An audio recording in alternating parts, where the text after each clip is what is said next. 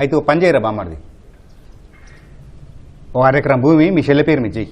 ఈ కట్నం ఇచ్చేది ఉండదు ఏముండదు. ఇక నేను చెప్తా కానీ ఏమమ్మా తీసుకుపోయి పంపించరా, ఊరికి పంపించరా, మీ బావతో మాట్లాడరా. సరే మంచిది బావ, రాసిస్తా.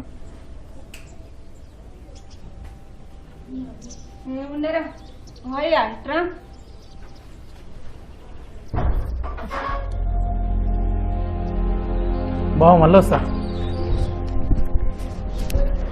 అద్దెకర పొలం రాసిస్తా అని అంటివి 20 లక్షలు వస్తాయి. మన పిల్లలు ఉన్నారు, కట్నం ఇద్దాం చెప్పు. నీకేమో దిమాకు ఉందా? ఎట్లా నొప్పుకున్నావు? 2 లక్షలు ఇస్తా అని చెప్పు.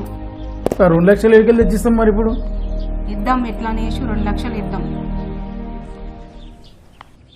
చెప్పు, నువ్వైతే ఫస్ట్ వాళ్ళకి కట్నం ఇస్తాను చెప్పు.